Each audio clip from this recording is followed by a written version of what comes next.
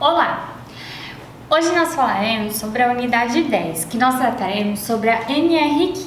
Então nós falaremos sobre algumas atividades e operações que nós consideramos como insalubres, que fala sobre os agentes de risco que podem ser identificados no ambiente de trabalho e quais os trabalhadores que podem ser protegidos.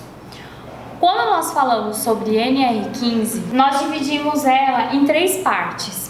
Na aula 10, nós falaremos sobre a parte 1. E aí, nessa parte 1, nós dividiremos em alguns anexos. Então, nós temos o anexo 1, o anexo 2, o anexo 3, o anexo 9 e o anexo 10. No anexo 1, nós falamos sobre o limite de tolerância que existe para ruído contínuo ou intermitente. Aí você vai me perguntar, mas o que é um ruído contínuo ou intermitente? Calma, eu vou explicar um pouquinho mais para frente para você.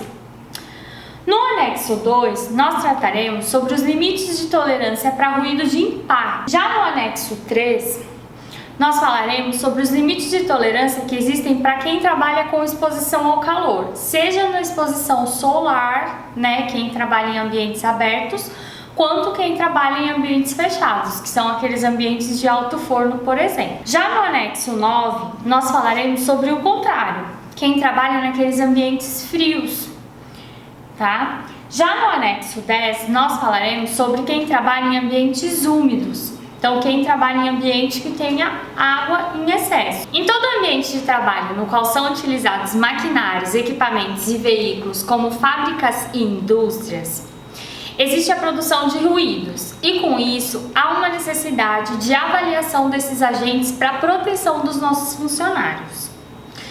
Os anexos 1 e 2 da NR15 falam sobre agente físico ruído, mas de uma forma diferente. Então, no anexo 1, como eu falei para vocês, vai falar sobre o ruído de intermitente ou contínuo, ou seja, que são constantes no trabalho. São aqueles que não param o tempo inteiro, desde a hora que o trabalhador chega até a hora que o trabalhador sai. Já no anexo 2, vai falar sobre o ruído de impacto, que é aquele que ocorre em período inferior a 1 segundo, ou seja, aquele que bate e volta, aquele que bate e para.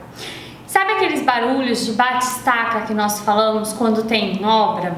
Então a estaca bateu e parou, a estaca bateu e parou. Esse é um ruído de impacto que nós chamamos.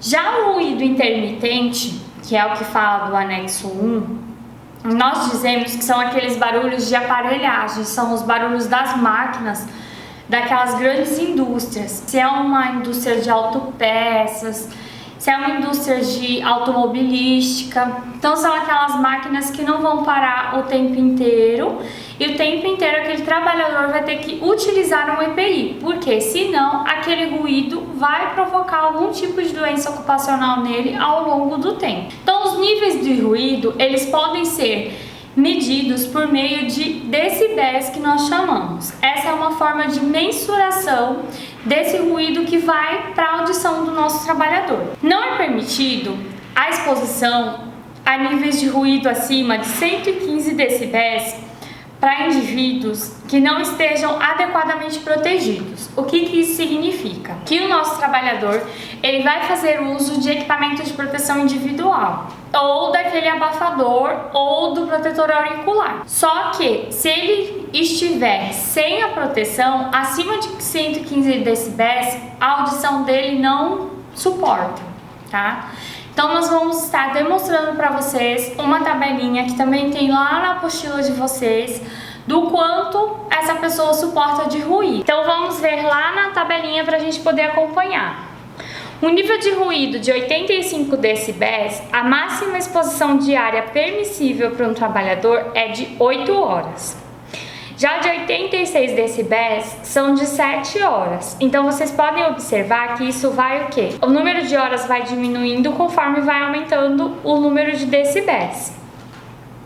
87 decibéis, a pessoa só pode suportar 6 horas. 88 decibéis, a pessoa só pode suportar 5 horas. 89 decibéis, a pessoa vai suportar 4 horas e 30 minutos, ou seja, 4 horas e meia. 90 decibéis, a pessoa vai suportar 4 horas. 91 decibéis, a pessoa vai suportar 3 horas e 30 minutos, ou seja, 3 horas e meia. 92 decibéis, a pessoa vai suportar 3 horas. 93 decibéis, a pessoa vai suportar 2 horas e 40 minutos. 94 decibéis, a pessoa vai suportar 2 horas e 15 minutos. 95 decibéis, a pessoa vai suportar só 2 horas. 96 decibéis, a pessoa vai suportar 1 hora e 45 minutos. 98 decibéis, a pessoa vai suportar 1 hora e 15 minutos. Já 100 decibéis, a pessoa só suporta 1 hora. 102 decibéis, a pessoa suporta 45 minutos. 104 decibéis, a pessoa suporta 35 minutos. 105 decibéis, a pessoa suporta 30 minutos. 106 decibéis, a pessoa suporta 25 minutos. 108 decibéis, a pessoa suporta 20 minutos. 110 decibéis, a pessoa suporta 15 minutos. 112 decibéis, a pessoa suporta 10 minutos. 114 decibéis, a pessoa suporta 8 minutos. E 115 decibéis, olha lá, a pessoa só suporta 7 minutos. Então é pouquíssimo tempo que a pessoa consegue suportar o número de decibéis. Por isso que a gente precisa estar protegido com o nosso EPI. Então, as atividades ou operações que expõem o trabalhador sem proteção adequada a níveis de ruído ou impactos superiores a 140 decibéis vão oferecer muito risco a esse trabalhador, um risco grave ou iminente de que ele tenha algum distúrbio auditivo lá na frente, de que ele tenha alguma surdez daqui a algum tempo, tá? Então não pode ficar sem proteção. Nós já falamos sobre algumas doenças ocupacionais, sobre alguns distúrbios, então que fique a consciência profissional de todos, de que quando a gente trabalhar em um lugar que tenhamos algum tipo de ruído e que precisamos utilizar do EPI, façamos o uso com consciência. Se precisa usar o abafador, se precisa usar o protetor auricular, temos que utilizar. Porque senão daqui a uns 10 anos nós poderemos ter algum problema auditivo sério e um problema por vezes irreversível, tá? Outros agentes físicos avaliados, principalmente quando o ambiente de trabalho trata de um lugar a céu aberto, como é o caso, por exemplo, de uma zona rural, ou sofre alterações de temperatura diretamente, como é o caso de fornos, de alto-fornos, de estufas ou de câmaras frias, são agentes de calor ou de frio. O anexo 3 é o que vai tratar sobre a respeito da exposição ao calor, através da mensuração da temperatura do trabalhador na região do corpo que é mais atingida pelo calor. Os técnicos, então, eles vão fazer um cálculo na região do corpo que a pessoa é mais atingida pelo calor. Então, eles vão observar como que é o trabalho dessa pessoa e aonde ela vai estar sendo mais atingida pelo calor. Assim como eles vão calcular o período de descanso dessa pessoa com relação à exposição desse calor. Então, quanto tempo ela pode ficar exposta ao calor e quanto tempo ela vai ter que ficar distante desse calor. E aí, já no anexo 9, fala sobre as atividades ou operações que são executadas no interior das câmaras frigoríficas. Então, o anexo 9 é o contrário do anexo 3, para a gente conseguir gravar bem, para a gente conseguir fixar o nosso estudo. Ou câmaras frigoríficas ou em locais que sejam frios, que a pessoa fique realmente exposta, sem uma proteção adequada ou que ela tenha o EPI, mas que ela não utilize. Então aí são consideradas como atividades insalubres. Já no anexo 10, fala sobre as atividades ou operações que são executadas em locais alagados ou encharcados, com umidade excessiva, que podem ser capazes de produzir danos à saúde dos trabalhadores, que também podem ser consideradas como atividades insalubres. Então, nós já vimos em outras aulas que atividades insalubres são aquelas que não nos expõem a riscos e que podem estar trazendo algum tipo de doença para nós. A NR36, então, que conjuntamente com a NR15 nesta aula nós estudamos, foi criada em 2013 para poder tratar sobre a segurança e a saúde do trabalhador em empresas específicas de abate e processamento de carnes e derivados. As câmaras frias, elas devem possuir, existe uma legislação específica que fala sobre isso, que as câmaras frias elas devem possuir dispositivos que possibilite a abertura das portas pelo interior sem muito esforço e que tenha um alarme ou outro sistema de identificação, de comunicação que possa ser acionado pelo interior em caso de uma emergência.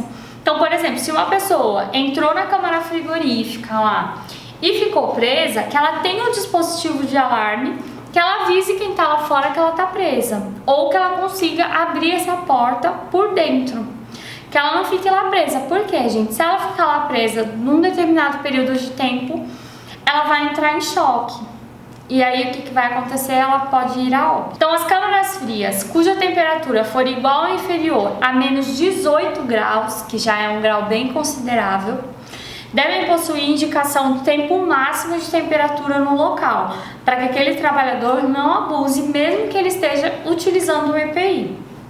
Os EPIs devem ser selecionados, oferecendo eficácia necessária para o controle da exposição ao risco e conforto. E aí esse trabalhador precisa utilizar. Os EPIs que são usados concomitantemente, ou seja, ao mesmo tempo, como óculos de proteção ou uma proteção auditiva, eles devem ser compatíveis entre si, ou seja, eles não podem atrapalhar o uso do outro. Eles devem ser confortáveis e não acarretar riscos adicionais quando são usados paralelamente. Nas atividades com exposição ao frio, devem ser fornecidas meias limpas e higienizadas diariamente. As luvas devem ser compatíveis com as tarefas e com o tamanho das mãos dos trabalhadores. E devem ser substituídas quando necessárias. Então aquela luva ela não pode ficar sendo reutilizada sempre. Nas atividades em que as mãos dos trabalhadores ficam totalmente molhadas e não seja possível a utilização de luvas, elas devem ter rodízio com outras tarefas. Para quê? Para aquela mão do nosso trabalhador não ficar umedecida o tempo inteiro. Porque a gente sabe que isso facilita a proliferação de fungos também. E aí ele pode vir a ter uma doença ocupacional. O empregador deve oferecer vestimentas de trabalho de maneira que os trabalhadores possam dispor de mais de uma peça de vestimenta, atendendo às características higiênico-sanitárias legais e ao conforto térmico. Então, às vezes, o trabalhador tá com uma jaqueta, e para ele ainda tá frio. Então, se ele tiver mais de uma, ele pode vir a utilizar. Assim como se ele precisar fazer troca de um dia para o outro, porque sujou, ele tem que ter uma a mais na sua casa, para que ele possa deixar uma na higienização, na lavagem e a outra ele possa utilizar. Quando for identificado no local de trabalho a inexistência de medidas de proteção ao trabalhador, ou nos casos em que as condições ambientais não permitem que o trabalhador seja devidamente protegido e por isso trabalhe exposto àquele agente, como no caso dos ruídos, ao calor, ao frio, à umidade, o trabalhador terá direito a receber o adicional de insalubridade em grau médio, sendo isso atribuído ao seu pagamento. Então, assim como o trabalhador também tem direito a ir lá no Ministério do Trabalho e fazer uma denúncia, que o Ministério do Trabalho tem que ir lá dentro da empresa, fazer uma inspeção, porque não basta a empresa ir lá, pagar o valor para o seu trabalhador e não ter o EPI disponível para o trabalhador, porque não adianta você receber hoje se você sabe que você pode ficar doente daqui a alguns anos. Então essa foi a nossa unidade 10, que nós falamos sobre a primeira parte da NR15. Eu espero que vocês tenham aprendido. Qualquer dúvida eu estou à disposição lá no fórum para vocês tirarem as dúvidas principais de vocês e podemos complementar a nossa aula. Na unidade 11 nós falaremos sobre a parte 2 da NR15, então é uma unidade complementar para vocês poderem estudar e eu espero vocês. Até lá!